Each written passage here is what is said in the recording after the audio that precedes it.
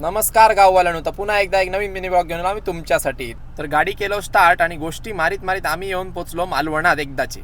आणि मालवणात कवटकर हॉटेलकडसून आपण घेऊचो असा यो राईट आणि येऊन पोचतो आपण सरळ आचऱ्याक. आचरा बाजार गेल्यावर धनू म्हणाला की आता गाडी मी चलवतलोय आणि धनूकडे गाडी दिलं. आम्ही केलो ड्रायव्हरचा आदान प्रदान आणि येऊन पोचलो कुणकेश्वर मंदिराकडे. कुणकेश्वर मंदिराच्या जरा वर गेल्यानंतर ह्यो व्ह्यू बघा किती भारी असतो. रस्त्याच्या बाजूतनच एकदम समुद्र चालता. तर पुढे येऊन थांबलो आपण देवगडातल्या मेन फोटोग्राफी पॉइंटला. तर आपण पण थोडेफार ऐसर फोटो वगैरे काढले, रील्स काढले आणि निघालो पुढे. आणि येऊन पोचलो आपल्या फायनल डेस्टिनेशनवर, म्हणजेच आपल्या देवगडच्या विंडमिल गार्डनला.